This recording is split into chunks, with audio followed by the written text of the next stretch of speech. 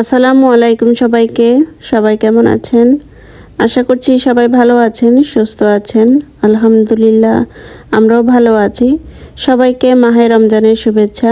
আশা করব সবার রমজান খুব ভালোভাবে কাটতেছে। আজকের ভিডিওটা হচ্ছে আমার প্রথম রমজান উপলক্ষে। আর প্রথম রমজানে আমি কি করলাম সেটার একটা ভিডিও ছোট করে আপলোড করতেছি। আশা করব সবারই ভালো লাগবে। রমজান মাস সাধারণত অনেক ব্যস্ততায় কাটে, শুধু রান্নাবান্না না, বিভিন্ন কাজে কিন্তু আমরা পুরো রমজান মাস এমনিতেই ব্যস্ত হয়ে থাকি। তারপরেও চেষ্টা করেছি যে ভিডিওটা আপনাদের কাছে তুলে ধরার। অনেক ছোট করে ছোট আকৃতিতে ভিডিওটা দিচ্ছি, তো সবাই একটু সময় করে দেখে নেবেন। রমজান মাস তো মনে করেন যে ইবাদতের মাস, আর হাজার মাসের চেয়ে শ্রেষ্ঠ হচ্ছে এই পবিত্র রমজান মাস। তো অনেক ইচ্ছা ছিল আরও একটু সুন্দর করে সাজাবো, তো ভাবলাম যেহেতু রমজান মাসে একটু ব্যস্ততা, তাই একটু ছোট করে ভিডিওটা আপলোড করি। এখানে হচ্ছে আমি ইফতারি আয়োজন করতেছি।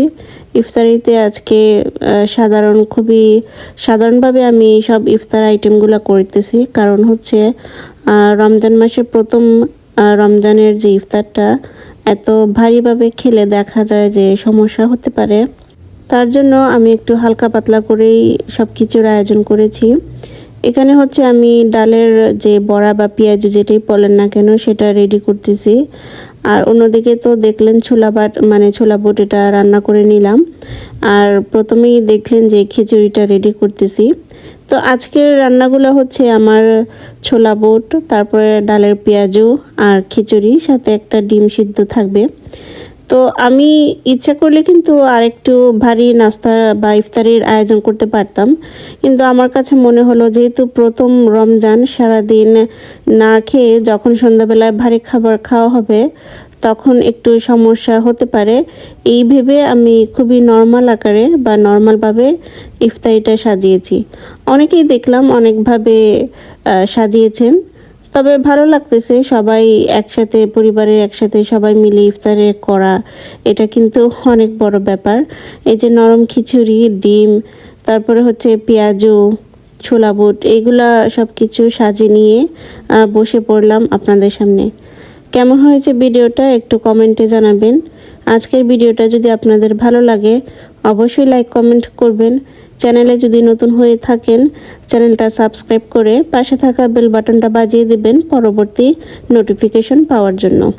পরিবারের সবাই একসাথে মিলেমিশে ইফতারি করার মজা যেটা, বা ভাই বোন একসাথে সবাই মিলেমিশে ইফতারি করার যে আনন্দ, যে মজাটা, এখন হয়তো বা সেই মজাটা আমরা পাই না, কারণ সবাই এখন আমরা ব্যস্ত হয়ে গেছি। আমাদের মা বাবারও দেখা যায় এখন বয়স হয়ে গেছে, বা আমরা ভাই বোন যারাই আমরা আছি না কেন পরিবারের মধ্যে সবাই দেখা যায় একটা ব্যস্ততার সময় পার করে। তো ওইভাবে আসলে সবাই মিলে একসাথে ইফতারি করা অনেক পরিবারের পক্ষেই হয় না। আর যারা প্রবাসে আছে তাদের কথা আর কি বলবো, তারপরেও কিন্তু পরিবারের জন্য, দেশের জন্য একটা টান থেকেই যায়।